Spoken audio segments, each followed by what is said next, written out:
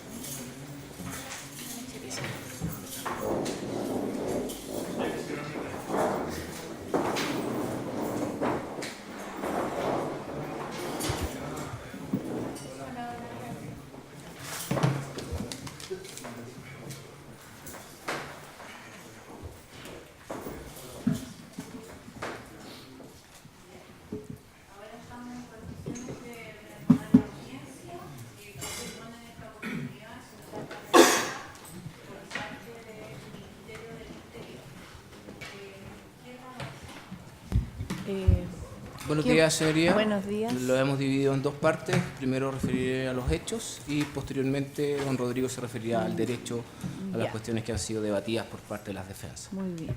Antes que se inicien la réplica, la misma advertencia de ayer, que por favor abarquen los puntos controvertidos y especialmente las recalificaciones propuestas. Perfecto, maestro. Para que no tengamos que interrumpir después.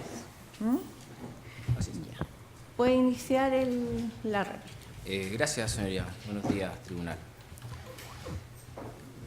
De las réplicas realizadas por el Ministerio Público, señoría, nos quedamos con una impresión: que la prueba debe analizarse de manera íntegra y completa.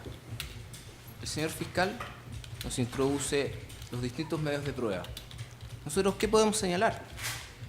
Que la prueba aportada a este juicio oral forma parte de un puzzle, el cual, pieza por pieza, completo el puzzle, se puede acreditar la participación de los acusados en estos hechos. ¿Qué es lo que hace la defensa? Saca las piezas de este puzzle, deja inconcluso el puzzle y las analiza. Eso es lo que el tribunal debe hacer, señoría, analizar en conjunto la prueba. No hay una prueba mejor o superior a la otra. Todas las pruebas aportadas a este juicio oral son de igual valor. Todas las pruebas nos llevan a una sola conclusión, que es que los acusados aquí presentes tuvieron participación en los hechos por los cuales fueron acusados. Entrando a las clausuras de las defensas, ¿qué es lo que nos dice la defensa del imputado Guzmán Amadeo? Nos habló de penalizar la amistad, nos habló un principio que se plantea en la guerra, que es: los amigos de mi enemigo pasan a ser mis enemigos. Pero, señoría, esta parte estima que erra y hierra en ese concepto de la defensa. ¿Por qué se lo señalo? Primero que nada, tenemos el caso del acusado, Enrique Guzmán Amadeo, quien es formalizado 7 meses posteriores a los hechos investigados, 6 meses después de la detención de Flores y de Natalie. ¿Se puede decir que los amigos de mis enemigos pasan a ser mis enemigos, señoría? Cuando producto de una investigación se recalca o se llega a los resultados de que tuvo participación en dichos hechos. También otro antecedente respecto a este mismo tema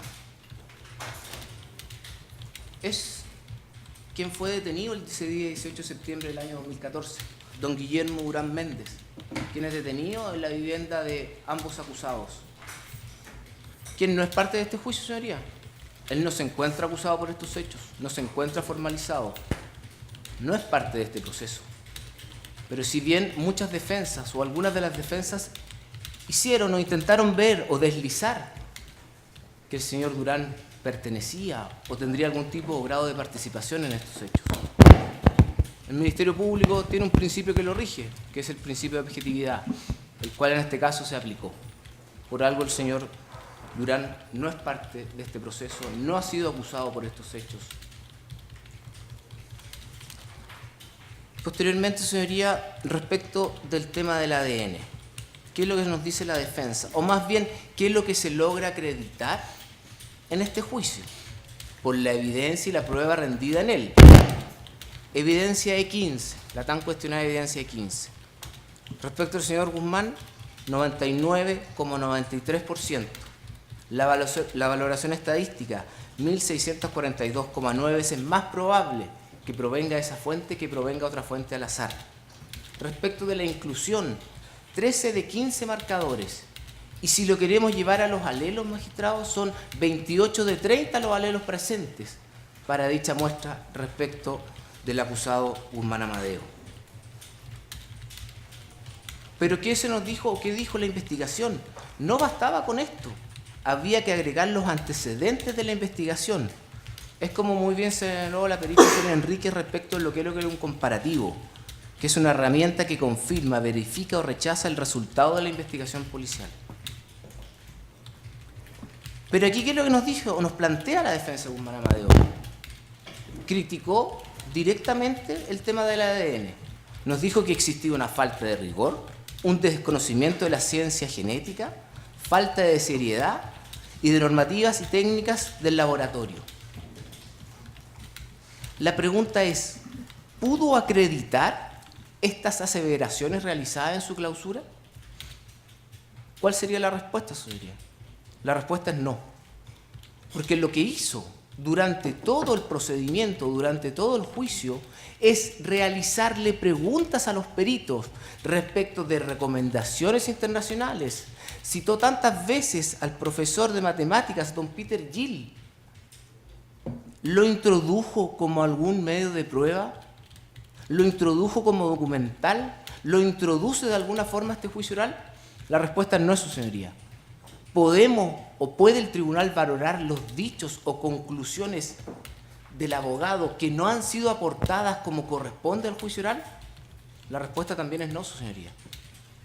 Pero no nos quedamos con esto, porque sí hubo intervinientes que le preguntaron y preguntaron respecto de ciertos errores que el mismo Ministerio Público reconoce y los mismos peritos reconocieron, donde hubieron ampliaciones de dichos peritajes.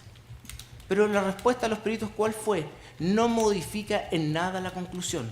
Todas las ampliaciones que se realizaron respecto de errores que se produjeron no modificaron en nada las conclusiones presentadas en este procedimiento. Pero también, señoría, tenemos la respuesta que nos da el propio testigo, 155, don Manuel Wong Sea, quien a pregunta del fiscal y a pregunta de este mismo interviniente respecto a si han existido o no faltas graves respecto del Lavocar para producir algún tipo de cierre. ¿Cuál fueron sus respuestas? Él dijo que el año 2008 hubo un cierre respecto del Lavocar y el cierre se debió a que fueron trasladados de domicilio. Producto de eso, el Lavocar tuvo que realizar una nueva acreditación. Y esta acreditación viene desde el año 2009. Y una pregunta textual de este interviniente. Y del 2009 a la fecha, no ha habido ninguna falta grave según su experiencia y según su evaluación que realiza respecto a este laboratorio. ¿Cuál fue la respuesta del testigo, señor Wong? Una falta grave como para cerrarlo, no. No lo ha habido. También a otra pregunta de este mismo interviniente, respecto a que si él tuviera conocimiento o qué es lo que haría si existiera una falta grave, ¿qué es lo que nos dijo? Obviamente, nosotros, si hubiésemos notado en todos estos años faltas muy graves de todas maneras del laboratorio, nosotros lo hubiéramos cerrado. Lo dijo el mismo testigo en audiencia. Señor Wong está dedicado a este tema, es quien certifica los laboratorios, es quien realiza pruebas a los laboratorios. Estos laboratorios no se rigen solo, señoría, tienen normativas adecuadas y que están regladas en la ley. El laboratorio cumplió cada uno de sus normativos. Y también, señoría, el propio testigo Reginaldo Cádiz, a una de las preguntas que se hizo, y también citado por la defensa del famoso GITAT, el Grupo Iberoamericano de Trabajo Genético, se le realiza una pregunta si es que este grupo le realiza pruebas a este laboratorio, al Labocar. La respuesta es sí, desde el año 2005 a la fecha, y todos los resultados han sido exitosos. ¿De qué cuestionamiento podemos o puede haber, su señoría, si tanto quien debe fiscalizar no tiene cuestionamientos para producir un cierre, o organismos internacionales, como también mencionó la defensa, han tenido resultados positivos? ¿Se puede hablar de un error grave? No lo existe. ¿Se pudieron hablar de errores? Sí. ¿Fueron corregidos? Fueron corregidos. ¿El tribunal los conoció, su señoría? La información siempre ha sido transparente. Siempre se aportó. Si hubo un error, se corrigió. Si lo llevo al caso contrario, si hubiera habido un error y no se corrigió, tal vez, señoría, podríamos estar en la hipótesis que plantea la defensa. Después, señoría, y en un mismo ejercicio que fue planteado no por la defensa del señor Guzmán, sino más bien por la defensa del señor Flores, un ejercicio comparativo que realiza con las víctimas de subcentro con los hallazgos de la primera comisaría, donde de un ejercicio matemático empieza a señalar, hay 11 alelos presentes, a una pregunta que después del 329 realiza el Ministerio Público para aclarar este ejercicio. Este ejercicio, señoría, que lamentablemente es malicioso, tiende al engaño. ¿Por qué? Porque la respuesta del perito doña Sonia Enríquez fue la siguiente, señoría. El comparativo debe hacerse entre la muestra testigo y el electroferograma, y no con la tabla de resultados como lo realizó la defensa. Esa es la respuesta.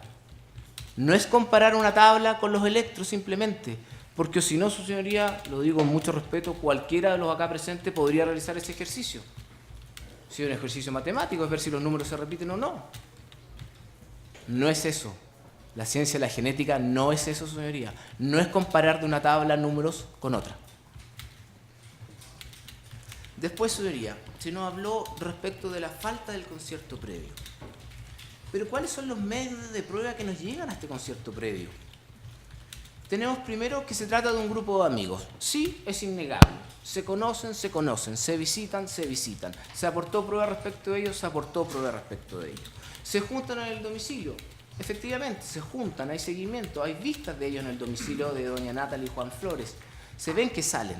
También existe una reunión en una plaza el día 15 de septiembre, en la noche, donde se juntan, consumen cerveza, también consumen drogas, según lo dicho por los testigos presentes.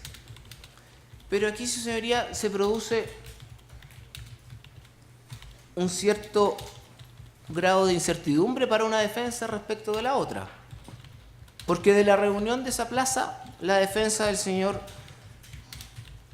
Guzmán nos dice que de las frases que escucharon los testigos son frases inconexas, son frases aisladas. En cambio, la defensa de Juan Flores nos dice que le da un relato de una coherencia. ¿Qué quiere decir? Que a los pacos de civil y al fiscal no se le hará fácil respecto de una multa. Esa es la coherencia que nos da una de las defensas. La otra defensa nos dice no, son frases al azar, son frases al voleo. Lo que sí podemos estar de acuerdo, señoría, y con ambas defensas, es que esa reunión sí existió y que esas frases sí fueron señaladas. También, respecto al mismo concierto previo, tenemos el tema del perfil genético en el trozo reloj y cinta adhesiva, evidencia E15. Tenemos la adjudicación y tenemos los elementos hallados en el domicilio del imputado Guzmán Amadeo. Y aquí se nos plantea que hubo un sesgo. por parte de la Fiscalía y por parte de los entes investigadores y la policía. ¿Puede existir un sesgo, su señoría, si cuando la evidencia que resulta es encontrada en un mismo lugar? Encontramos la mochila, en un costado encontramos envuelto el extintor. Además se encuentra el netbook donde encuentran esta carta. Este sesgo podría existir si dichos elementos hubieran sido encontrados en diversas partes de la casa, señoría. No es así. Se encuentra todo en un mismo lugar, en un mismo dormitorio. ¿Existe sesgo si lo que se está investigando es la colocación de artefactos explosivos? Lo único que se encontró fuera de esa parte del domicilio, de ese dormitorio, es las bolsas de carbón que estaban en el patio. Y eso nadie lo ha cuestionado, señoría. Nadie ha dicho que las bolsas estaban adentro, que estaban en su interior. No, estaban afuera. Estaban abiertas. Pasando ahora, señoría, a la defensa de doña Natalie Casanova. ¿Cuál es el primer cuestionamiento que ella nos realiza? Nos cuestiona el tema de las vestimentas, que no fueron halladas. Que no fueron halladas en ninguno de los lugares en los cuales se ingresó a la policía. ¿Cuál fue la respuesta que da el fiscal? Que por regla general no se encuentran. Señoría, y esa es una regla general. Por regla general no encuentran las vestimentas de quienes cometen ciertos y determinados delitos, o en general. Porque aquí se da un caso casi paradigmático. Se encontraron ciertas zapatillas, se encontró un gorro que a juicio de la Fiscalía tenía similitudes con los que fueron utilizados tanto en la colocación del artefacto en el Metro Los Dominicos como el gorro en la colocación del artefacto en la primera comisaría. Similares, se señaló. ¿Qué es lo que nos dice una de las defensas? La defensa del señor Flores, que esas zapatillas no corresponderían a su imputado. Y nos dice, corresponderían a Guillermo Urán, quien estaba al momento de la detención en ese domicilio. No eran las zapatillas que portaba el señor Durán, por sí, pero era la talla. Señoría, son similitudes. Nadie nos puede decir que son las mismas zapatillas. No estamos hablando de ropa o evidencia única. Esas zapatillas, ¿cuántas se habrán vendido en el mercado? Puede haber un número indeterminado. De ese número también, su señoría. El encontrar o hallar las prendas es muy difícil, porque las respuestas son múltiples, su señoría. Cada cual de nosotros puede tener un chaleco blanco en su casa, puede tener una parca, puede tener una bufanda, puede tener un gorro. Son prendas normales y habituales, su señoría. No son prendas únicas. No hay una característica específica que me diga, ¿sabe qué? Esas zapatillas sí son las mismas. Lo que sí podemos decir que son similares. Sí, su señoría, son similares. Respecto, su señoría, a la ausencia de la tarjeta VIP. Señoría, creo que el testigo capitán Jara fue claro y preciso. La segunda tarjeta VIP, la que utilizó Natalie ese día, no tuvo más utilizaciones salvo el 20 del 7 del 2014. De ahí que esa tarjeta no tuvo ningún movimiento más, a diferencia de la que portaba y la que fue encontrada en la billetera del señor Juan Flores. Esa es la diferencia, nadie ha cuestionado nada más. Nadie ha dicho que esa tarjeta fue vista o no vista. No hubo más movimientos, señoría. Y ahora entrando respecto al reconocimiento que nos hace Nancy Bañares. Y aquí, señoría, es muy interesante lo que nos plantea la defensa del señor Camus, que nos trae a colación un trabajo realizado por el profesor don Mauricio Ducci, de la Universidad Diego Portales, que habla, señoría, respecto a los reconocimientos oculares, una aproximación empírica a su funcionamiento y algunas recomendaciones para su mejora. ¿Qué es lo que nos dice este manual o este trabajo, señoría? Permítame leer unos párrafos. En la página 301, la ciencia ha esclarecido que la memoria opera más bien como un trabajo de reconstrucción de imágenes a partir de información normalmente limitada, en muchos casos imprecisa, que es complementada con nuestras propias creencias y conjeturas. En este sentido, como afirma un experto en neurociencia, este trabajo se parece más a pintar que a fotografiar, agregaría que se trata de una pintura que se realiza sobre la base de un recuerdo del objeto retratado y no su percepción actual. Este trabajo, señoría, está orientado respecto de los reconocimientos que realizan testigos o víctimas respecto de sets fotográficos. ¿Cuál es el reconocimiento que realiza Nancy Bañares? Nancy Bañares tenía un conocimiento acabado de estas personas, las conocía. Juan Flores vivió en su domicilio.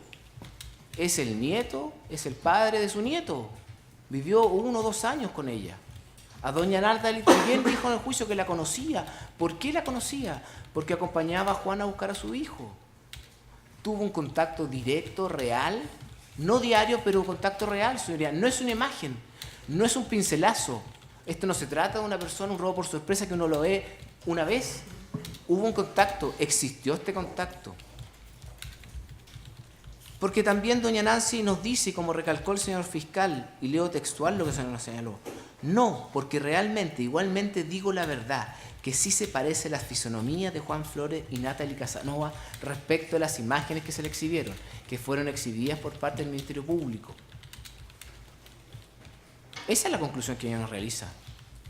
Después que se nos trate de dar distintas interpretaciones, que sufría problemas psicológicos, se nos señaló, que los hijos le dijeron, que la presionaron o no.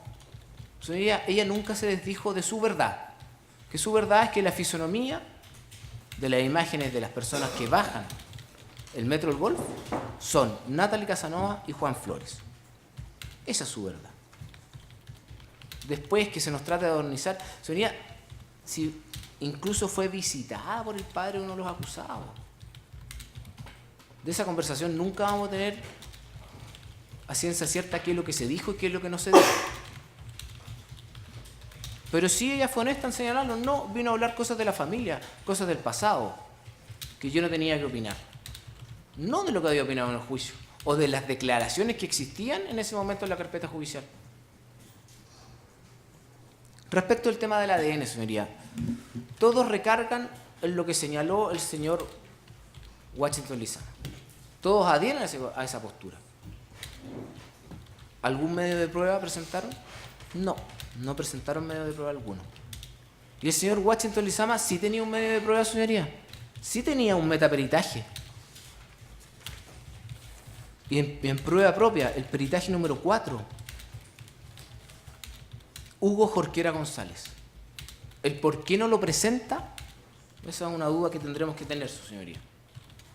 Pero él sí realizó un metaperitaje respecto a las pericias realizadas por parte del vocal a la evidencia de 15.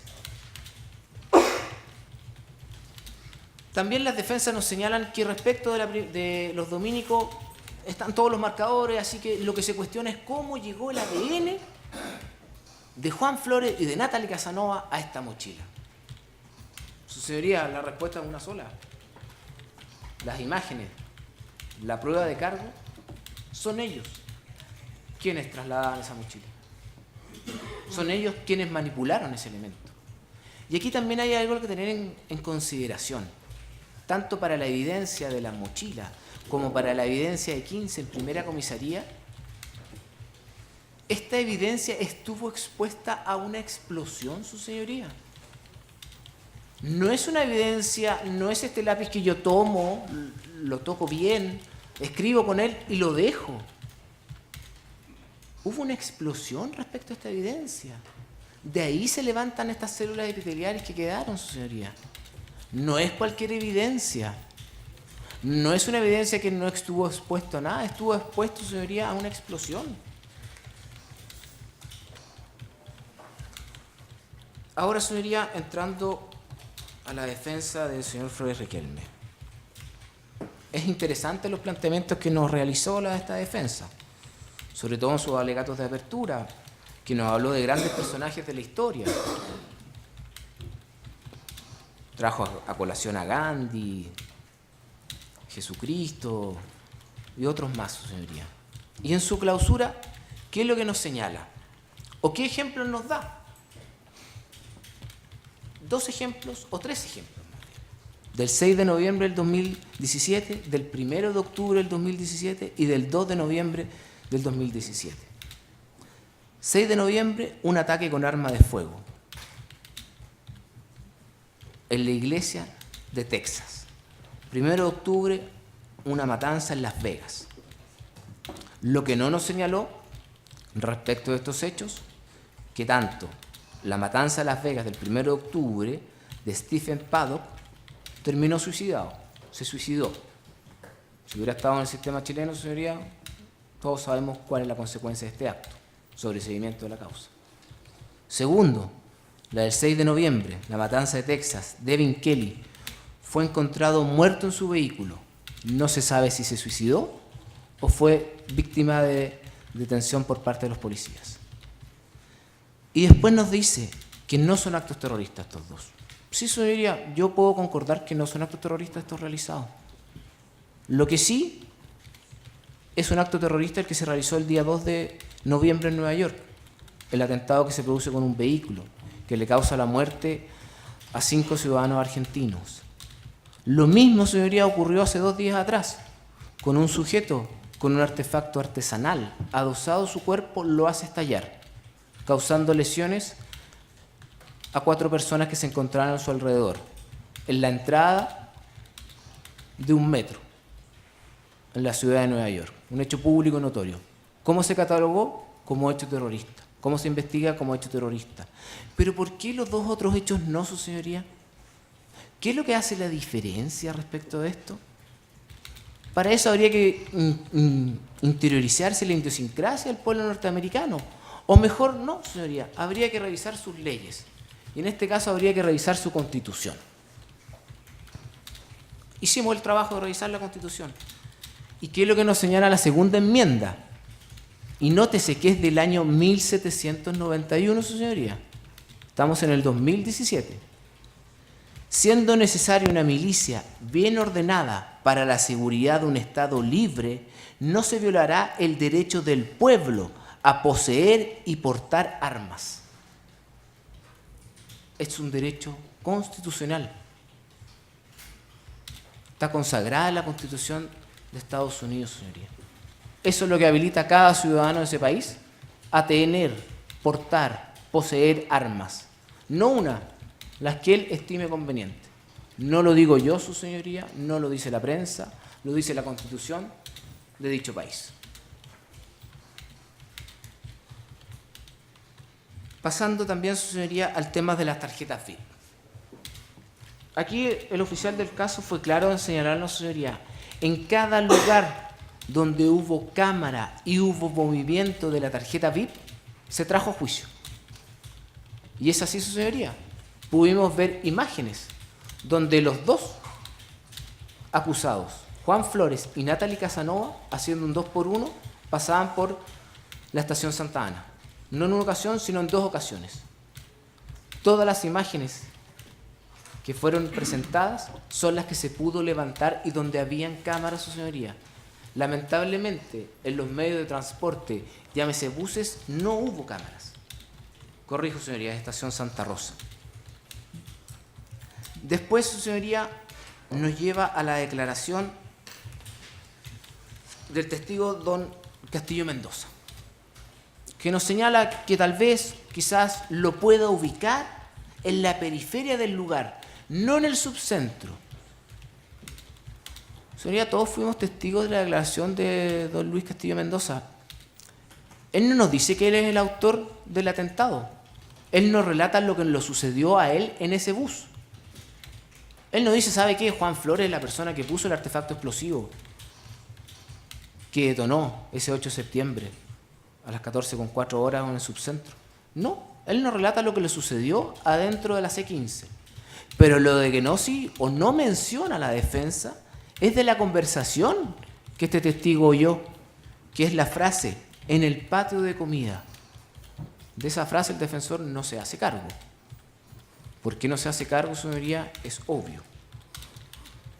Después, su señoría, por último, y entrando a lo que nos señala de la infracción de las garantías constitucionales. Estas infracciones, ¿cuándo fueron alegadas? No en el alegato de apertura, no durante el juicio, sino que al final. Pero sí fueron alegadas en la oportunidad correspondiente. ¿Cuál era dicha oportunidad correspondiente? Ante el Tribunal de Garantía. Existió cosa juzgada respecto de cada una de las infracciones de garantías que él planteó. La hay, su señoría, tanto por la resolución de la Ilustrísima Corte de Apelaciones de San Miguel, como la resolución dictada por la jueza de garantía que llevó a cabo la audiencia. No existe ninguna violación a esas garantías, señoría, y en esto concuerdo con lo ya señalado por el Ministerio Público y no me extenderé a esos puntos. Lo que sí, señoría, debo concluir que con los medios de prueba presentados en el juicio oral, que todos pudimos ver y apreciar, podemos llegar a una conclusión. Es que los acusados acá presentes fueron autores de los hechos por los cuales han sido acusados. Por lo tanto, esta parte solicita que se le apliquen las penas a las que han sido acusados por parte del Ministerio Público y por parte de esta parte querellante. ¿Eso sería? Sí, señora. Muy bien. Le otorgo la palabra al señor abogado para que continúe con la réplica, en el aspecto del derecho. Gracias, señoría. ¿Me permite un segundo?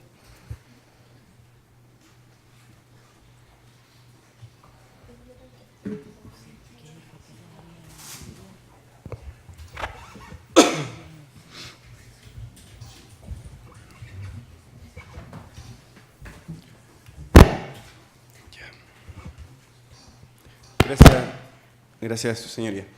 Para efectos de orden, adelantamos que mantenemos nuestro argumento respecto al bien jurídico, a la finalidad que exige el tipo penal de terrorismo y a los elementos de prueba que estimamos suficientes para darla por acreditado. Por ello, no los vamos a repetir y, bueno, nos remitimos a lo dicho en el alegato de clausura. Ahora nos vamos a referir a las razones por las que creemos se deben rechazar las propuestas en relación a estos conceptos postuladas por cada una de las defensas. Dividiremos para esos efectos en 4 temas principales del alegato. Primero, el bien jurídico, luego esta estructura triádica que ha propuesto la defensa, con especial énfasis en la organización y en el elemento instrumental, el miedo a un Estado fallido, se dijo. A continuación, la interpretación supuestamente conforme a la nueva ley de control de armas. Posteriormente, algunas consideraciones sobre una supuesta afectación al non bis in idem, para concluir con unas apreciaciones generales. Para comenzar, su señoría, en los alegatos de clausura de las defensas, especialmente aquel de la defensa del acusado Flores, se realizaron diversas críticas a la ley 18.314. Esas críticas incluyeron, por ejemplo, el plazo de retención de pruebas de 6 meses, los testigos anónimos, la ampliación de la detención por un tiempo de 10 días, pero nada de eso ocurrió durante esta investigación y este juicio. Tampoco, señoría, las pruebas solicitadas, o sea, las penas solicitadas son particularmente altas. Y esto no lo digo de una manera o en base a un juicio de valor, sino un juicio comparativo, sistemático. No son especialmente altas en relación a nuestro ordenamiento jurídico. De hecho, por ejemplo, el robo con lesiones graves del artículo 397, número 1, tiene una pena que llega hasta presidio perpetuo, y esas lesiones podrían ser la amputación de un dedo. El robo con intimidación simple, en su modalidad básica, también puede llegar a la pena de 20 años. Señala que se han formulado muchas críticas a nuestra ley, pero eso debe ser matizado luego del 2010, cuando se eliminó la presunción de dolo que existía hasta entonces. Señala también que la concepción subjetiva ha sido criticada porque lleva errores, que todo delito supuestamente puede provocar temor, como lo hace un lanza o un violador en serie. Por cierto, señoría, eso tampoco ocurre en este caso. Los hechos calificados como conductas terroristas no son un portonazo, no son un lanzazo, no son un violador en serie. Que de todos modos, nosotros, como Ministerio del Interior y Seguridad Pública, hemos sido querellantes en varias causas relacionadas a esos delitos. y no hemos calificado esos hechos como delitos terroristas, no hemos acusado por esos delitos y el Ministerio Público tampoco en esos otros casos. Si ese fueran los hechos, este juicio sería una discusión distinta, una calificación jurídica distinta. Concluye que hay un peligro en dejar la determinación del delito terrorista basada en el temor, pues eso llevaría a que los medios de comunicación pudieran manejar qué es un delito terrorista y señala que el bien jurídico nos permite una solución a este peligro más urgente que sería la sobreinclusión. De entrada, señoría, esta sobreinclusión no es exclusiva de la ley terrorista, pues es propia del derecho penal en general. De ahí que se diga casi como un lugar común que el derecho penal es ultima ratio. De ahí también que se estudien los principios limitadores del jus puniendi, dentro de los cuales se incluye evidentemente el principio de tipicidad. Pero acá vale hacer una primera prevención. Hay dos modelos, y esto se ha dicho en varias ocasiones, hay dos modelos de regulación del terrorismo, uno objetivo, que en algunos casos, como el modelo alemán, se basa y se construye en base al elemento organizacional, y otro subjetivo que se construye en base a finalidades, como ocurre en el caso chileno, pero no solo en el chileno, también en Francia, Reino Unido, Canadá, Argentina, entre varios otros países. Pero en ningún caso estos dos modelos son uno bueno y uno malo. Hay matices, hay dos versiones con sus ventajas y desventajas. Por ejemplo, señoría, cuando se pone el acento en la organización, se puede llegar a sancionar, o se incurre en el peligro de sancionar, conductas como terroristas que no revisten una mayor lesividad. Así ha ocurrido en España, en causas relacionadas a la ETA. Se ha condenado como terrorismo apologías realizadas por la red social Facebook, apologías terroristas. También se ha castigado como terrorismo, cuando se pone el acento y el énfasis en la organización, la conducción con placa patente única falsa, como falsificación terrorista. Así las cosas, señoría, entonces no hay un modelo que sea blanco, uno negro, como en la mayoría de las cosas hay grises. Es cierto que la ley nuestra puede presentar dificultades probatorias, pero ellas son propias, como lo dijimos, de cualquier elemento subjetivo y pueden ser salvaguardadas cuando haya prueba suficiente con una adecuada valoración.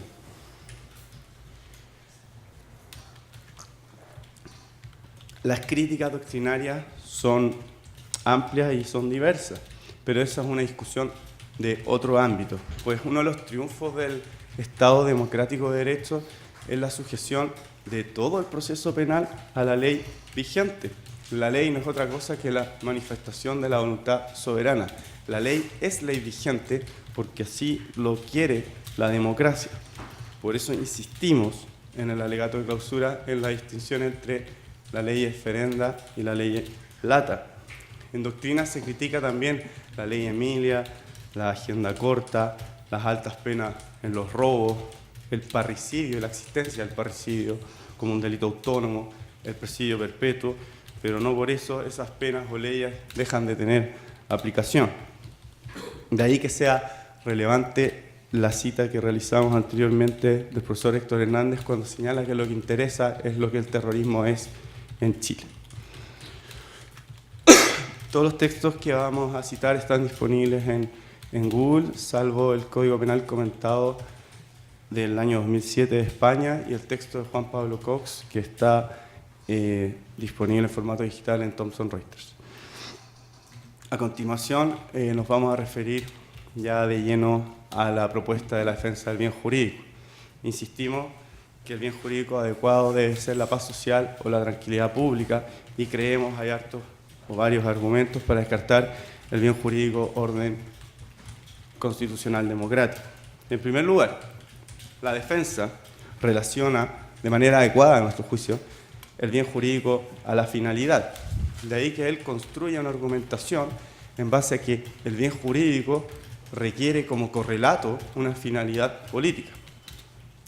Entonces, dado que efectivamente hay una relación entre la finalidad y el bien jurídico, todos los argumentos que ya señalamos para rechazar la finalidad política se pueden utilizar de igual modo para rechazar el bien jurídico, orden constitucional democrático, que no es sino el correlato de esa finalidad. Entonces, la pregunta relevante ahora es: ¿qué finalidad exige nuestra ley? La finalidad es bien clara y precisa, su señoría. Es la finalidad de generar temor en la población, en parte de ella, de sufrir o ser víctima de un delito de la misma especie. No se exige, como en otras regulaciones en otros países, alterar el orden constitucional. Entonces, ¿a qué bien jurídico responde más adecuadamente el temor de ser víctima de un delito de la misma especie? Creemos que a la paz social. Esta finalidad no es una rareza, como ya se dijo en extenso, sino que es bien común tanto en regulaciones comparadas como en convenciones internacionales. En segundo lugar, el orden constitucional democrático debe ser rechazada por el simple tenor literal de la ley. Ahora, como un segundo argumento, el bien jurídico propuesto por la defensa tiene un problema, y es que no permite explicar la existencia de finalidades disyuntivas o alternativas. Por ejemplo, la ley española, como ya se ha dicho, desde el 2015 amplía las finalidades y establece un catálogo bastante amplio donde se incluye, por ejemplo, subvertir el orden constitucional, pero también se incluye alterar la paz pública, desestabilizar organizaciones internacionales y generar un estado de terror en la población. Si el orden constitucional fuera el bien jurídico protegido, no se entendería que hubieran tantas finalidades alternativas.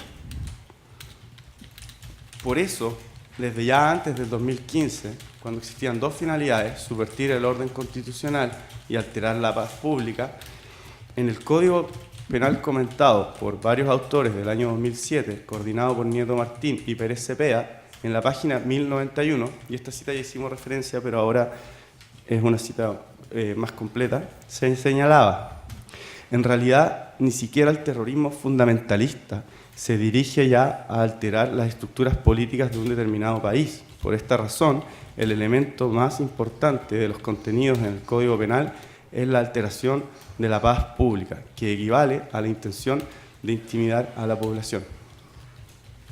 En Italia ocurre algo similar, pese a que ese modelo se construye en base a la organización. El artículo 270 sexies del Código Penal italiano también establece finalidades alternativas. Por ejemplo, el propósito de intimidar a la población y, como algo distinto, atentar contra una organización internacional o desestabilizar las estructuras políticas. Entonces, la pregunta relevante es: ¿cuál es la figura básica? ¿Cuál es la más elemental? Si el bien jurídico protegido se relaciona con la finalidad, puede haber o debe haber una finalidad más básica que dé cuenta del bien jurídico protegido. Las otras serían finalidades calificadas que puedan involucrar bienes jurídicos calificados. De ahí que hay autores que señalan que cuando hay varias finalidades pueden involucrarse varios bienes jurídicos.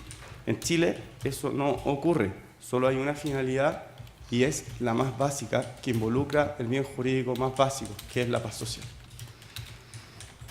Adicionalmente, el orden constitucional democrático no permite explicar como conducta terrorista un ataque a un organismo internacional. Si es que se ataca una sede de las Naciones Unidas o una sede de la CEPAL, podríamos decir que se está atacando el orden democrático constitucional del país donde se ubica esa sede.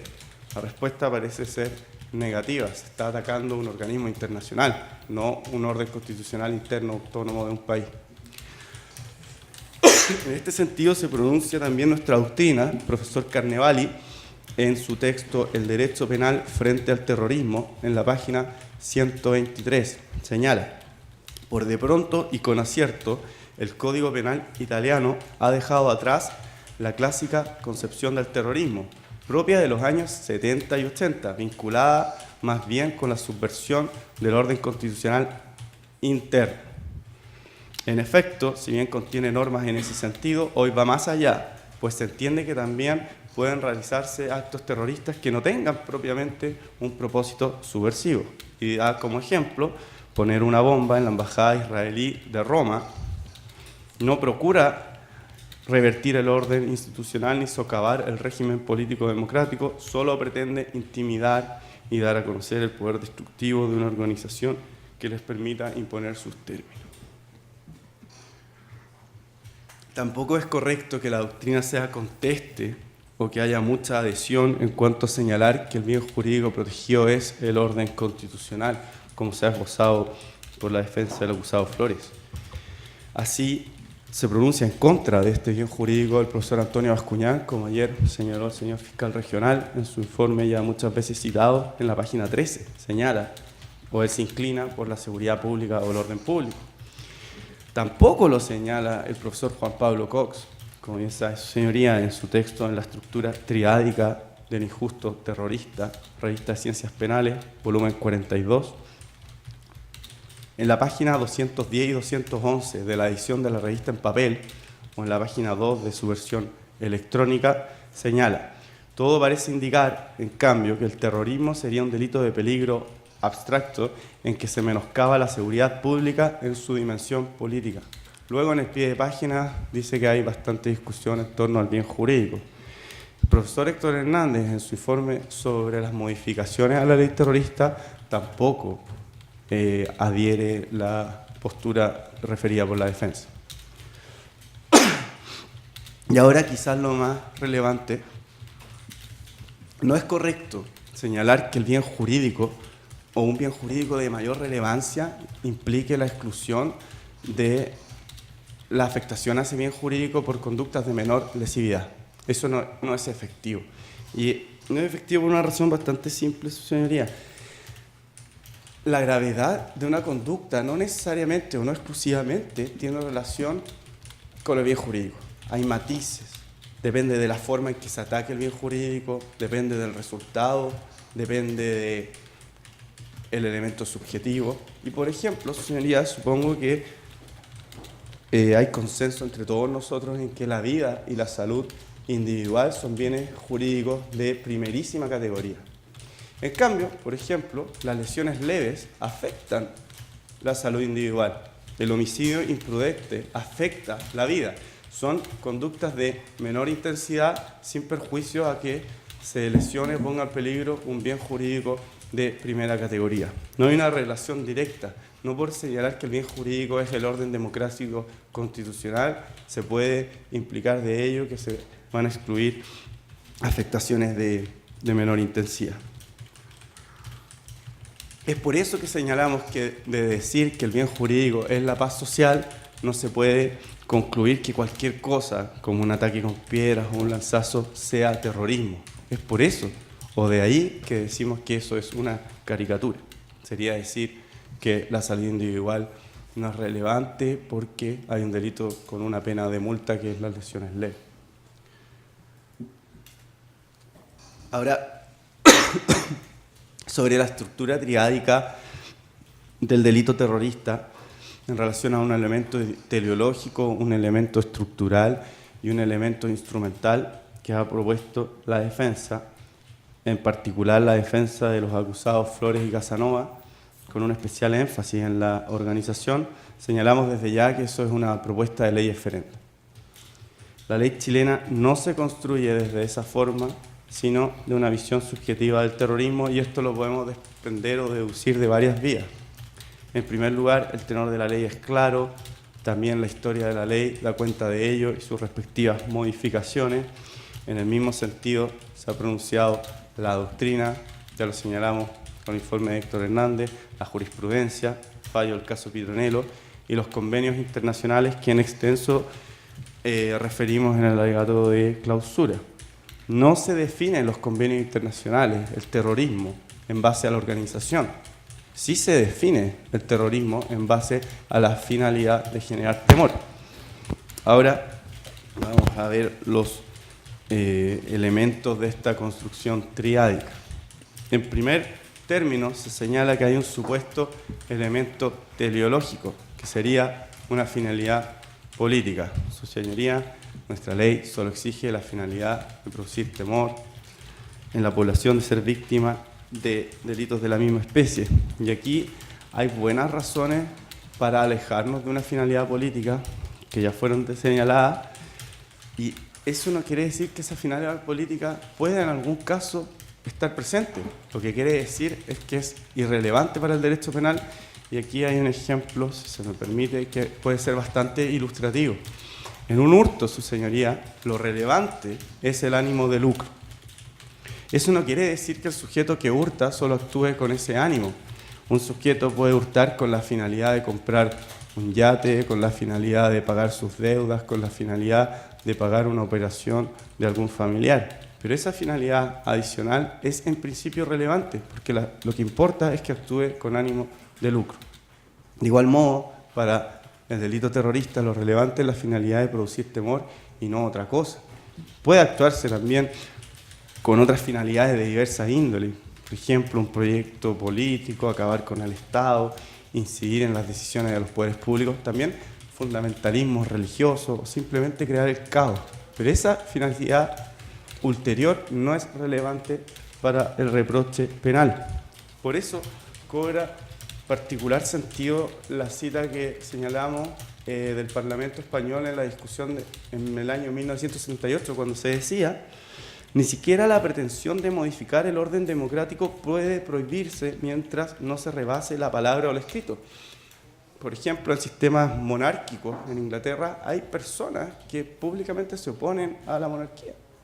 También, por ejemplo, la ETA y el IRA tuvieron partidos políticos vinculados a sus finalidades políticas que operaban como sus brazos políticos. El Euskadi-Ta, Askatasuna y el Sinn Féin. El afán separatista, que es de alguna manera alterar el orden democrático constitucional, no era lo que se perseguía, sino los medios empleados son lo único relevante. Hay una larga tradición de despolitización a la que ya nos referimos, y esa tradición está consagrada en nuestra ley y creemos no puede ser desconocida.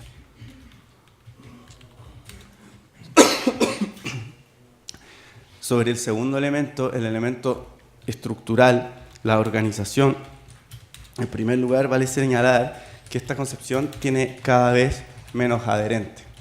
Los tiene por la progresiva aparición de lobos solitarios.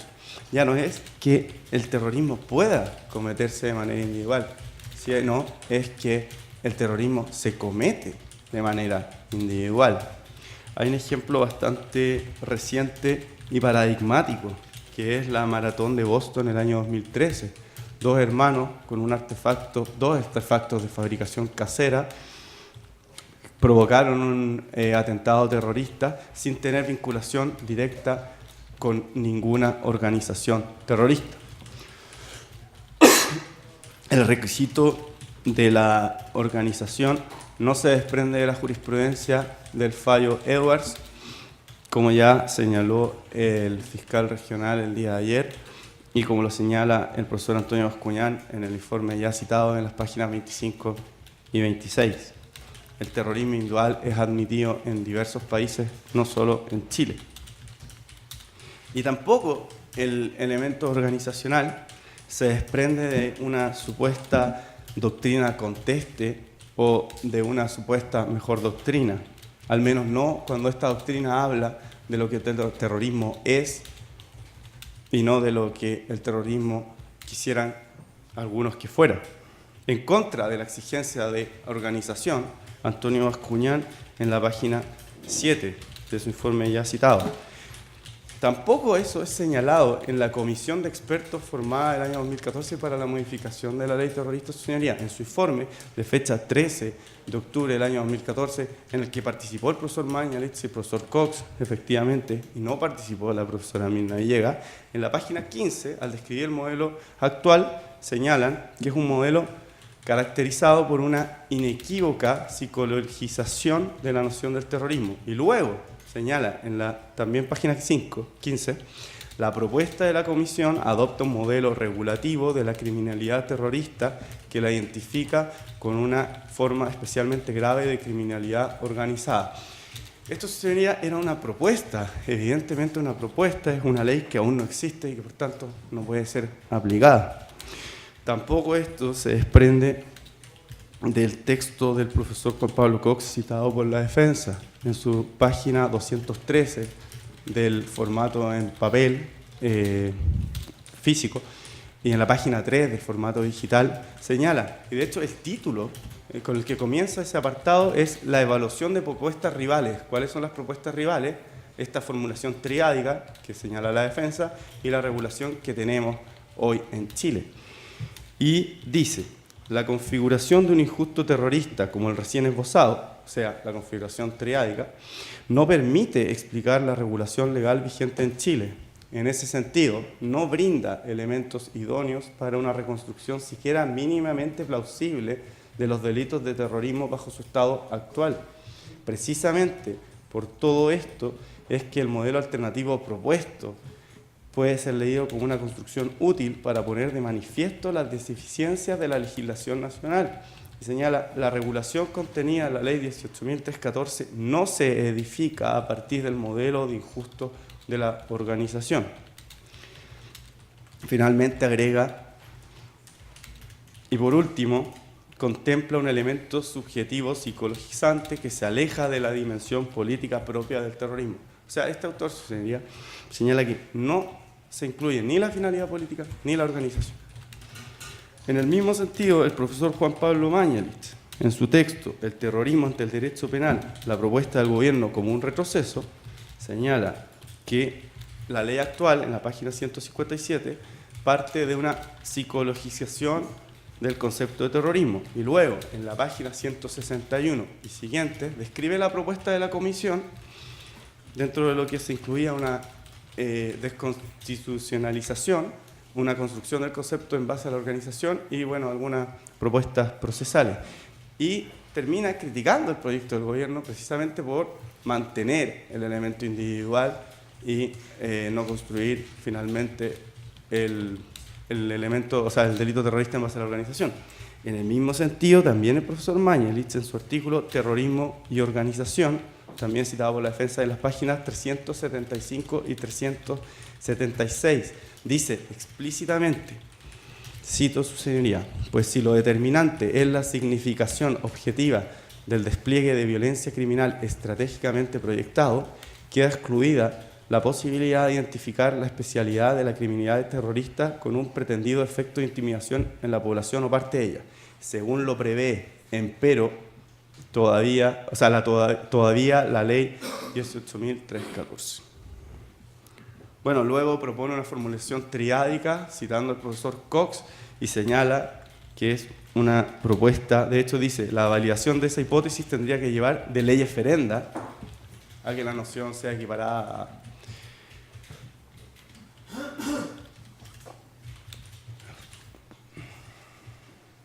Bueno, es correcto que esta doctrina propone algo diferente.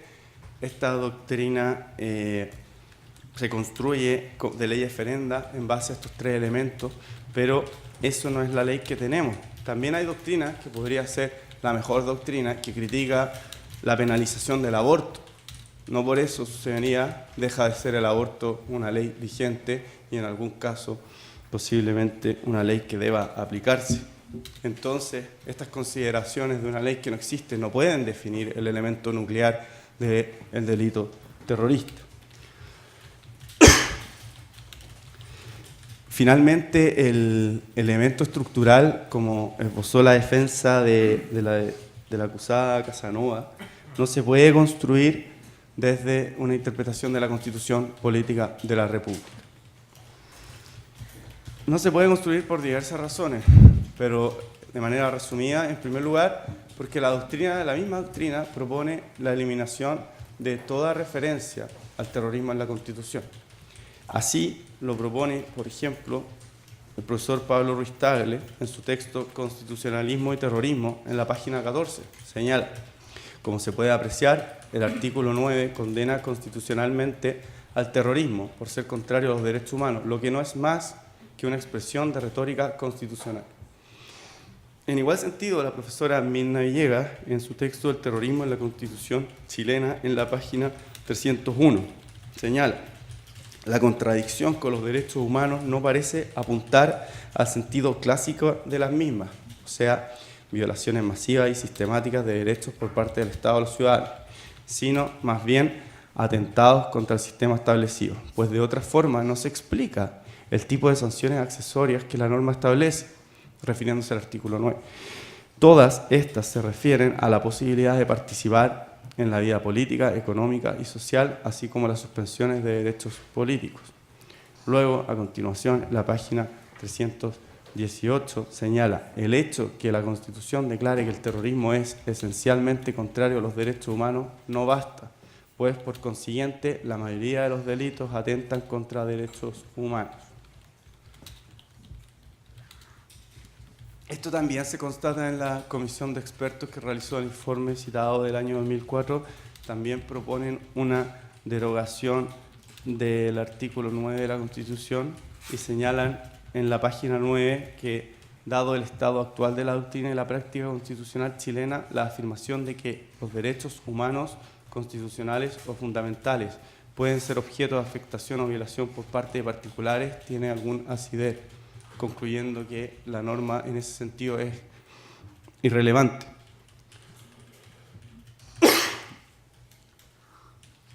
No se debe confundir la responsabilidad que puede surgir en el ámbito de derechos humanos, en el ámbito internacional para los estados, de la responsabilidad individual penal que puede afectar derechos humanos. En algún sentido, todo delito afecta, o la mayoría de los delitos afectan derechos humanos. También la Constitución usa indistintamente el término derecho fundamental o derecho humano. En ese sentido es bastante evidente que, por ejemplo, un homicidio afecta a la vida es un derecho fundamental, es un derecho humano. Así se observa también en consagraciones en nuestro ordenamiento jurídico, por ejemplo, como la muy frecuente cautela de garantías en los tribunales de garantía o la tutela laboral, que no son otras cuestiones que protecciones de afectaciones a derechos que también pueden ser cometidas por particulares. En suma, señoría, desde la Constitución tampoco se puede desprender el elemento organizativo. Y quizás la vuelta ha sido un poco larga porque el simple tenor literal de la ley, a nuestro juicio, es bastante claro. Pero, en todo caso, lo relevante no es lo que diga la doctrina, si es que la defensa plantea un punto que pudiera tener validez en base a nuestra ley vigente. El problema es que no hay argumento alguno para sostener aquello. No hay argumentos para sostener que la ley vigente se construye en base a la organización. Con esto podemos esbozar dos conclusiones preliminares en relación a los dichos de los defensas de los acusados Flores y Casanova. El defensor del acusado Flores dijo respecto al hecho 3 que sería terrorismo si se demostrara que lo cometió una organización terrorista. Entonces, nosotros podemos señalar que si es correcto lo que acabamos de expresar, es decir, no hay un elemento organizativo en nuestras leyes de conducta de terrorismo, el hecho 3 es terrorista, porque no requiere probar aquello. La defensa de la acusada Casanova dijo que la nueva ley de control de armas y el artículo 14D no permitían considerar el lugar, el artefacto y el resultado, bueno, volveré sobre esto más adelante, para distinguir un delito terrorista en atención a la naturaleza y efectos del medio empleado, que el único criterio que nos queda para distinguir es el elemento organizacional. Si es que lo que acabamos de señalar es correcto, o sea, nuestro ordenamiento no exige un elemento organizacional, entonces lo que propone la defensa es una derogación tácita de la ley, lo que evidentemente no tiene reconocimiento en nuestro ordenamiento jurídico. Finalmente, sobre el elemento instrumental que la defensa del acusado Flores señala que debe ser la generación de un temor, pero un temor, no cualquier temor, sino que un temor muy calificado, que es generar la sensación de que podría haber un Estado fallido.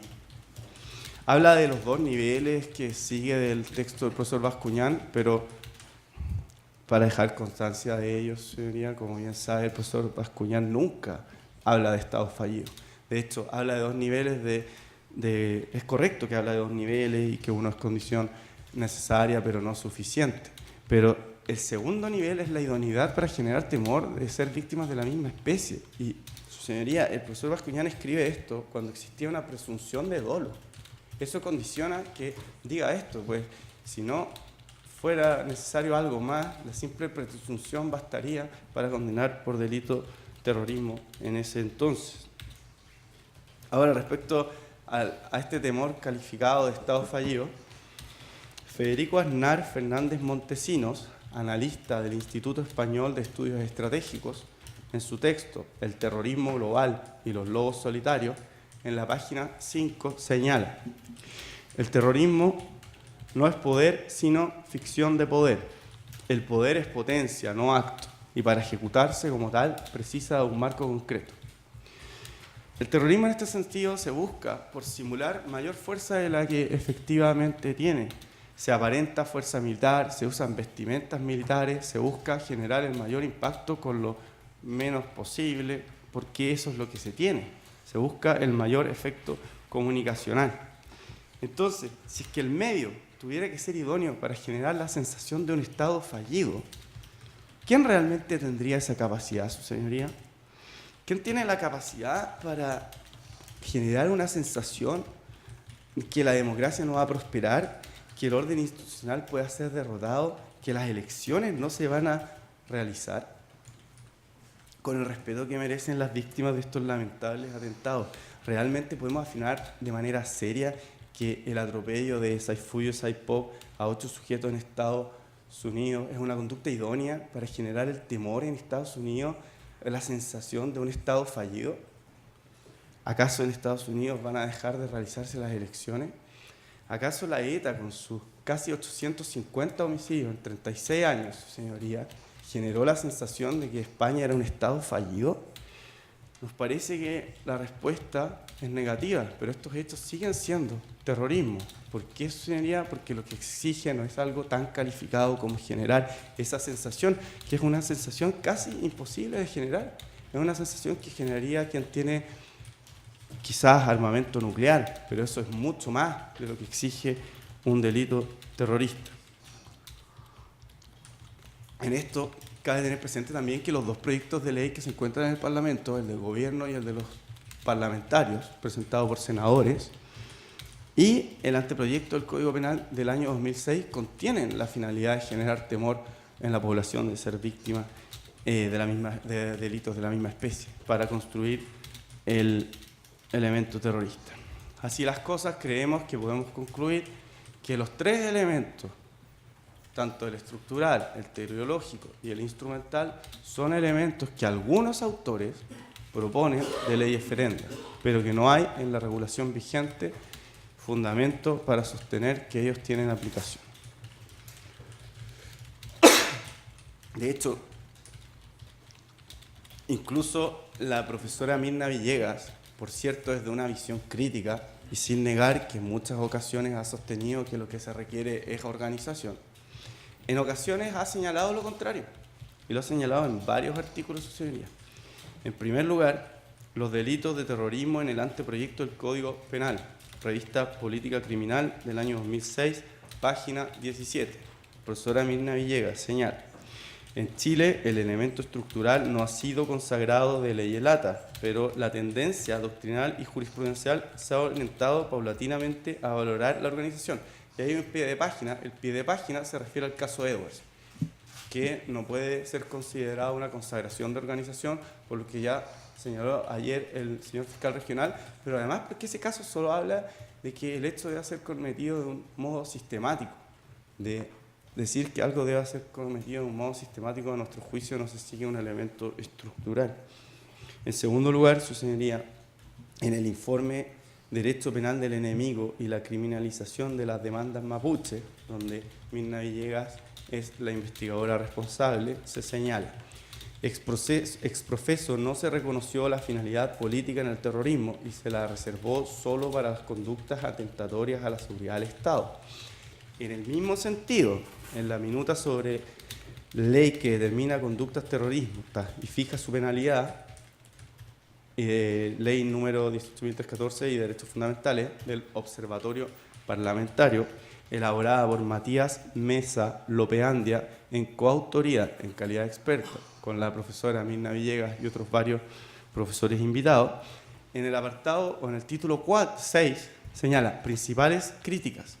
En la letra A dice la excesiva amplitud de la interdeterminación de la conducta típica.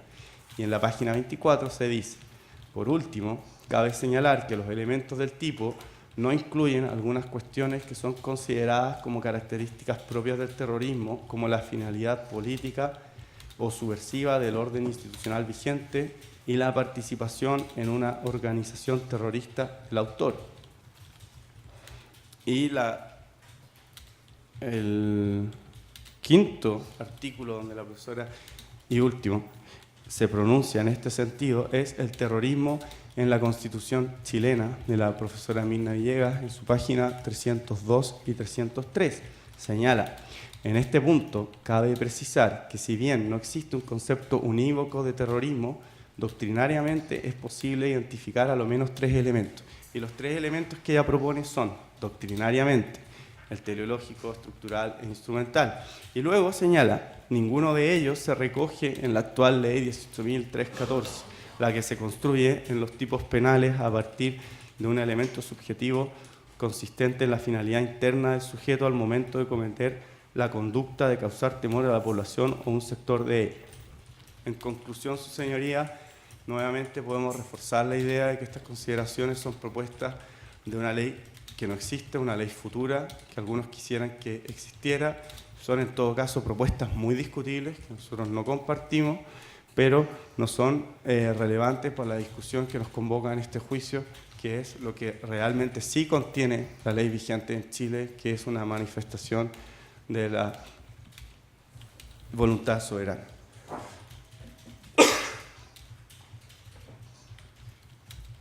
Pasando al siguiente punto, que es el argumento de una supuesta interpretación en base a la ley de control de armas, la defensa de la acusada Casanova señaló que el nuevo artículo 14D, al tipificar la colocación de artefactos explosivos e incluir transporte público, lugares públicos y también en relación al artículo 17B, que establece un concurso real que involucraría el resultado eventual de lesiones u homicidio, hacen que todas estas circunstancias, lugar, artefacto y resultado, no puedan ser criterios válidos para distinguir entre la ley de control de armas y la ley de conductas terroristas en atención a la naturaleza y al miedo, o sea, al medio, naturaleza y efectos del medio empleo.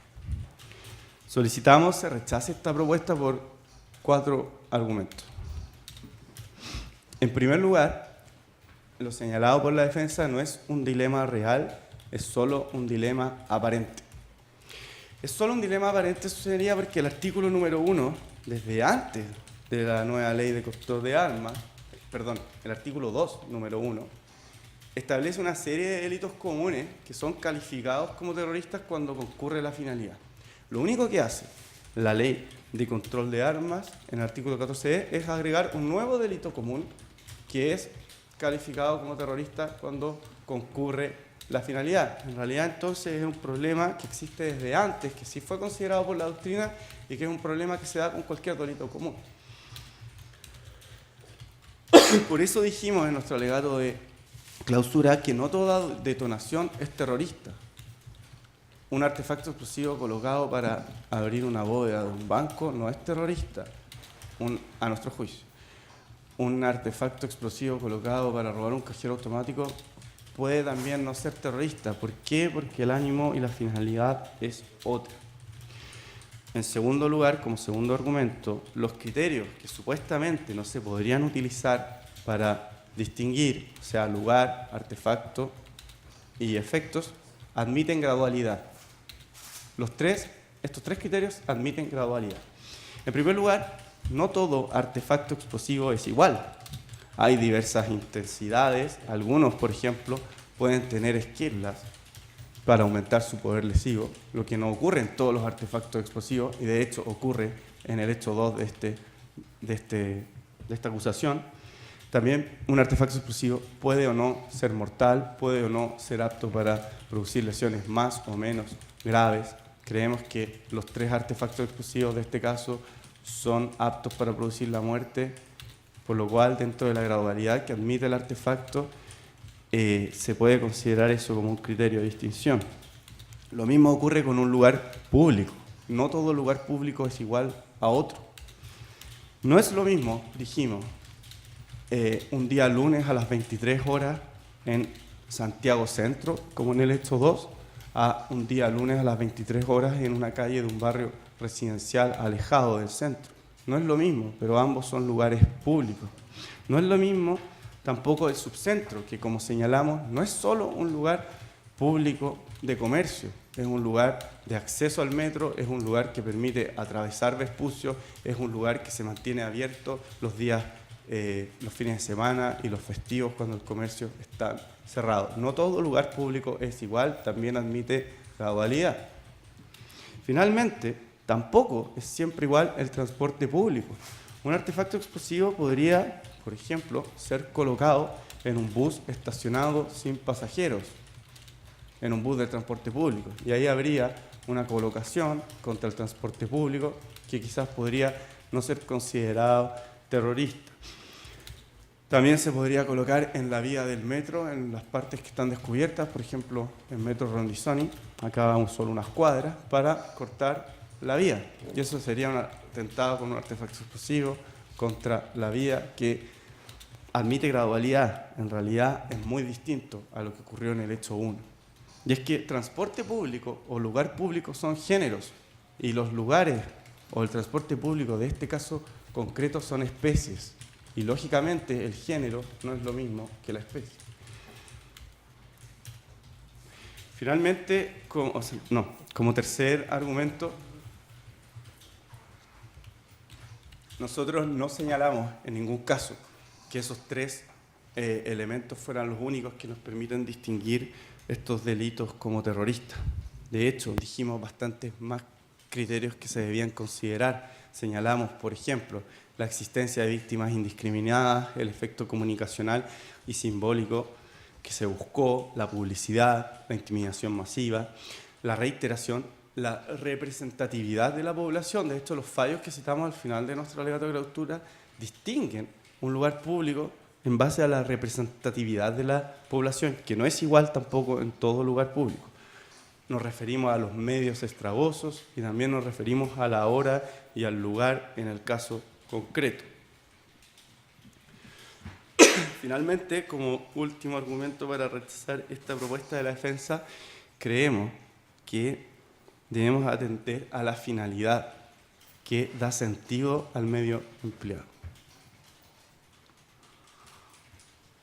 Esto, señorías, es de alguna manera reconocido por las defensas, porque las defensas dicen que se requiere un elemento de organización, pero que el elemento de organización no basta. Hablan de bandas de narcotraficantes, hablan de mafias, y las mafias y los narcotraficantes no serían organizaciones terroristas porque falta algo. ¿Y qué es lo que falta? La finalidad. Es la finalidad lo que nos permite distinguir, en ese caso incluso, entre delito terrorista y delito común. Y de hecho, las milicias privadas son un delito de la Ley de Control de Armas, que es un delito común, que para ser incluso como organización, como asociación ilícita terrorista, tendría que acreditarse la finalidad. Además, señoría, esto es bien evidente, no se puede considerar solo la naturaleza de efecto del medio empleado como una cuestión objetiva completamente desligada de una fase subjetiva. Podemos pensar, por ejemplo, en una detonación de un artefacto explosivo cometida de manera imprudente. Una persona que trabaja en la minería puede tener explosivos, o un militar puede tener granadas que por un error se vayan en la basura, por ejemplo, exploten y produzcan muertes. Ese medio o esa naturaleza de efecto la naturaleza y efectos del medio empleado serían los mismos. Lo que variaría en ese caso sería el elemento subjetivo. Es el elemento subjetivo lo que da sentido al medio empleado. No pueden ser desvinculados. Y en estos hechos hay un elemento subjetivo bastante particular que nos permite diferenciar el delito terrorista de la Ley de Control de Armas del artículo 14D en específico, aun cuando hubiera existido al momento de los hechos. De lo contrario, se tendría que admitir como terrorista un delito cometido con imprudencia o con dolo eventual. Son las circunstancias concomitantes al hecho que contienen la gravedad de su injusto y deben ser analizadas en relación al fin de protección de la norma. ¿Cómo debemos, a nuestro juicio, entender la naturaleza y efectos del medio empleado? Y en esto nos puede servir de utilidad en la definición de la Real Academia Española. Se define naturaleza como virtud, calidad o propiedad de las cosas. Se define efecto, en su primera acepción, como aquello que sigue por virtud de una causa y señala como ejemplo la fiebre es un efecto de la gripe. Y luego en su acepción número 3 dice el fin para que se hace algo. Efecto es el fin para que se hace algo. En ese sentido, señoría, es ese fin que motiva el medio que se utiliza, lo que da el sentido de la conducta. Es ese fin, como ya dijimos en nuestro alegato de clausura, lo que nos permite distinguir. Ese fin se extrae de hechos externos y no solo de la naturaleza y efectos del medio empleado. Como ha señalado nuestra excelentísima Corte Suprema, los hechos internos se prueban a través de indicios.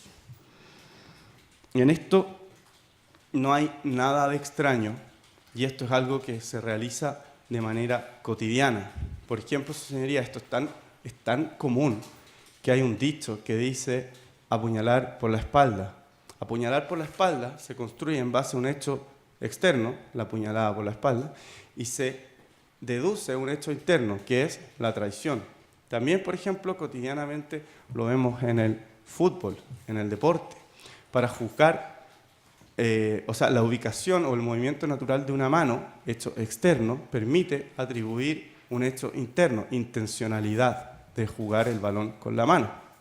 Es por eso que tiene plena aplicación los criterios del profesor Ramón Reyes, que de hecho en sus propias palabras, él los construye en base al significado social de las conductas. Uno habitualmente atribuye un significado a los hechos externos relacionados a los hechos internos. Y esto no es sino una elaboración de las máximas de la experiencia. Y esto también se usa habitualmente en el derecho penal. Desde pautas se juzgan conductas, por ejemplo, el hombre medio para ver si es que hay o no representación, el hombre medio para ver si hay o no exigibilidad de otra conducta, para juzgar si pudo o no haber error, etc. Dado que un agente racional usa los medios que le sirven para un fin, debemos intentar dilucidar qué fin fue el que motivó la utilización de esos medios. Y creemos que por todo lo que ya se dijo en extenso en el alegato de clausura, el medio elegido obedece al fin de generar temor en la población. Por eso también podemos distinguir entre la ley de conductas terroristas y una eventual ley de control de armas.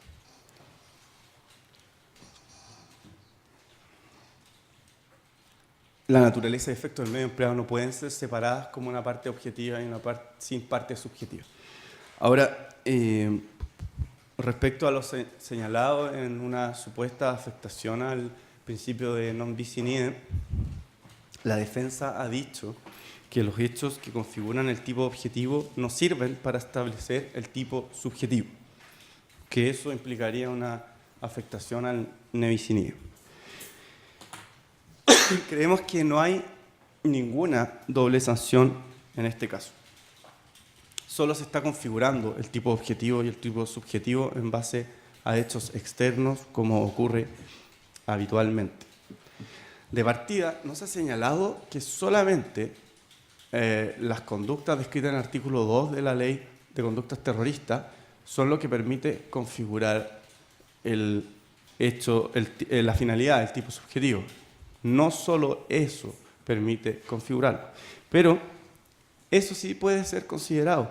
Y en realidad esto ocurre muy habitualmente, por lo que no vemos esa objeción que realiza la defensa. Ocurre muy habitualmente, por ejemplo, su señoría, este delito quizás no es el más habitual, pero en el homicidio calificado por el empleo de veneno.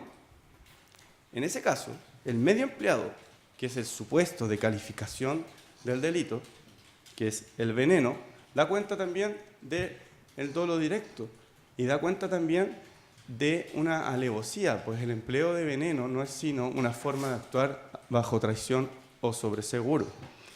Ahora, más frecuente, lo vemos también, por ejemplo, en un robo calificado por lesiones graves. El medio, las lesiones graves, son parte del tipo objetivo, pero nos pueden dar luces como hecho externo acreditado sobre el hecho subjetivo.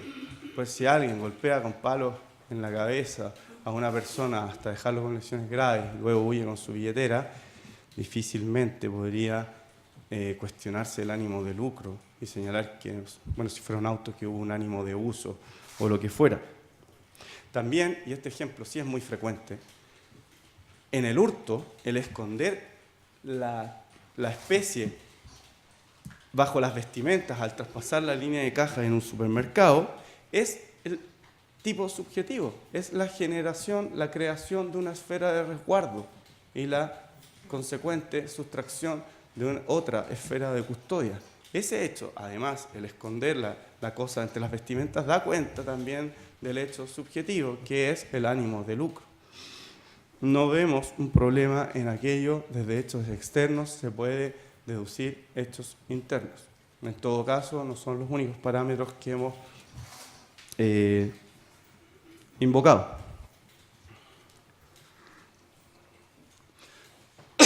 Respecto al medio, para finalizar con esto, y naturaleza y efectos del medio empleado, la defensa del señor Guzmán señaló que no toda colocación de explosivos es delito terrorista. Y en esto citó la definición del Convenio Internacional de Prevención de Atentados Cometidos con Bomba. Se requiere, dice, una aptitud mortífera o gravemente dañosa. Y luego dice que el medio empleado era un artefacto explosivo improvisado o casero en el que se usaba un extintor y que con eso no se podría satisfacer esta definición.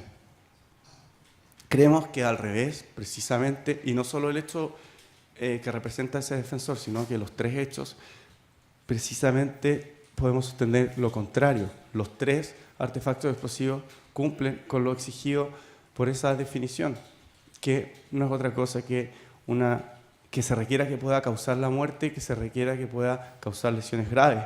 El hecho 1, a lo menos, por el pedazo de extintor incrustado en el vagón de metro, podemos, en base a las máximas experiencias, concluir aptitud mortífera. Dentro de otras circunstancias, señoría. Eso es solo a modo de ejemplo. En el hecho 2, a lo menos por las esquirlas y la destrucción del vehículo. En el hecho 3, a lo menos por las graves lesiones provocadas. Eso da cuenta de una aptitud mortífera y de lesiones graves en los tres hechos, y en ello coincidimos con lo señalado por el fiscal señor Orellana, cuando señaló que una máxima de la experiencia es que los tejidos humanos son más sensibles que un parachoque de un vehículo o que la puerta metálica de un vagón. Las máximas de experiencia nos permiten atribuir aptitud mortífera a los tres elementos. Ahora, ni siquiera basta, o sea, esa aptitud mortífera debe apreciarse también en concreto. Podría haber una bomba de mayor intensidad que se colocara en el desierto, donde las posibilidades reales de lesionar a alguien serían muy bajas o quizás nulas. En este caso, dado los lugares de colocación, se potencia esa posibilidad de provocar la muerte o lesiones.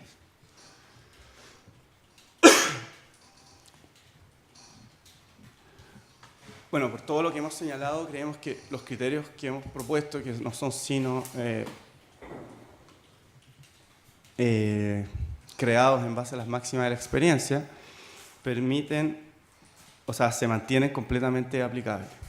El defensor del acusado Flores dijo que gritar el abajo el Estado policial no era nada, que no generaba miedo, que no hay idoneidad para afectar el orden constitucional. Y en eso estamos de acuerdo. De hecho, esa frase nos fue invocada como un delito y no tiene relación alguna con el bien, o no tiene importancia para estos efectos del bien jurídico, que unas palabras podrían ser amenazas o un delito de injuria. Pero esas palabras sí son algo, evidentemente son algo, porque las palabras expresadas por un agente racional son expresiones de su conocimiento. Señala que no hay panfletos o rayados que demuestren el objetivo. Y en realidad sí los hay, su señoría. Quizás no hay un mapa con la ubicación de los artefactos o una confesión escrita, pero sí hay una serie de rayados, leyendas, cartas que permiten en contexto atribuir la finalidad. Pero llama la atención una cosa: el defensor señala que la transmisión previa del conocimiento podría ser usada si se hubiera encontrado un manual para fabricar artefactos explosivos. Señala también que la exteriorización del propio conocimiento estaría cumplida si es que hubieran panfletos. O sea, lo que nos está diciendo el defensor en realidad es que estos criterios son válidos y son aplicables, solo que a su juicio no en este caso. Pero esto es relevante, porque esto quiere decir que incluso hoy, después de la nueva ley de control de armas, del nuevo artículo 14D, tenemos criterios para poder distinguir entre el delito 14D y la ley de control de armas. El defensor de la acusada Casanova señaló que no servían los criterios invocados del profesor Ramón Reyes porque estaban basados todos en el lugar, las consecuencias o el artefacto. Y eso no es así. Como se dijo, se invocaron otros elementos diversos a esos tres. Pero también de alguna forma se valida la utilización de esos criterios, al menos antes del año 2015 y de la nueva ley de control de armas.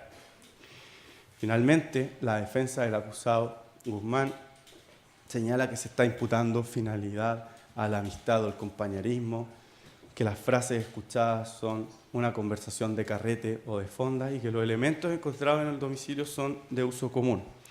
Todo esto, evidentemente, es un tema de valoración de prueba y debe ser analizado en contexto. En la plaza no se escucharon frases por casualidad, se escucharon porque había antecedentes para llegar a ese lugar y hacer un seguimiento. La ampolleta no estaba en una lámpara, las pilas no estaban en un juguete, el extintor no estaba en un vehículo. Todo eso, analizado en contexto y luego de estar acreditada la participación por otras vías, permite atribuir e imputar la finalidad terrorista. Una hipótesis no es otra cosa que el resultado de una inferencia inductiva, y ella es más probable mientras más alto sea el grado de comprobación. Acá hay múltiples elementos de juicio para que se compruebe y se confirme la hipótesis de que ellos actuaron con la finalidad precisa de cometer un delito terrorista. Sobre los demás puntos, adherimos lo planteado por el Ministerio Público, haciendo nuestros sus argumentos. En específico, respecto a la pregunta de la recalificación del artículo, por el artículo 13, los daños y las lesiones, manifestamos nuestra convicción de que ella no procede. No procede porque hay elementos para distinguir. El elemento subjetivo nos permite distinguir un delito terrorista de un delito común, y a nuestro juicio ese elemento subjetivo se ha acreditado. Ahora, solo en subsidio adherimos los argumentos que también fueron esgrimidos de manera subsidiaria por el Ministerio Público. También se citó por la defensa del acusado Flores al autor Samuel Málamo, quien efectivamente señala que es difícil distinguir entre delincuencia común y delito terrorista, pero justo a continuación de eso, de hecho, después del punto seguido, en la página 468 de la revista del Ministerio Público, número 63, señala, no obstante esa dificultad, los denominados criterios de concreción de los que ésta se encuentra premunida permiten en gran medida facilitar la labor del intérprete. Y agrega luego que estos son mecanismos indiciarios de la finalidad terrorista. Con esto coincidimos plenamente y creemos que esto es precisamente lo que ha ocurrido a lo largo de estos juicios. Para concluir, vamos a coincidir en una cuestión con la defensa del acusado Flores. Vamos a coincidir en que esto es un juicio histórico. Pero esto no es un juicio histórico por la crítica o estudio que pueda o no merecer la sentencia. Esto es un juicio histórico por la gravedad de los hechos. Acá no está en juego un peligro para los movimientos sociales. Los movimientos sociales, su señoría, cuentan con mayor o menor adhesión y simpatía ciudadana, según sea el caso. Es por eso que son movimientos sociales. En este caso, estos hechos no tienen nada que ver con un movimiento social, señoría.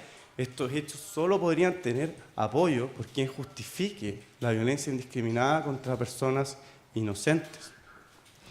Pese a que sea un juicio histórico, nosotros, o sea, solo por lo grave, nosotros solo solicitamos lo que se solicita en cualquier caso, en cualquier delito. Nada más ni nada menos, solo solicitamos que se falle conforme a derecho.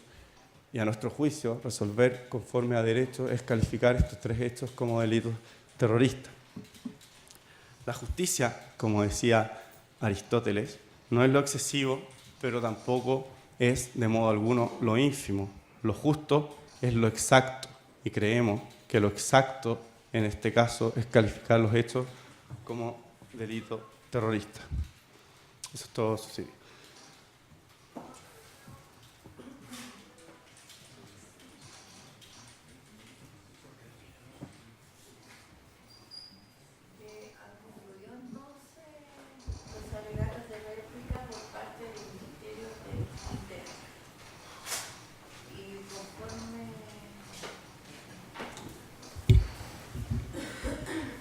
Lo conversado el día de ayer, hoy día la jornada iba a terminar a las 11 horas, así que se hace un receso esta mañana para comenzar a escuchar la réplica por parte de la querellante en la clínica de la Universidad Católica.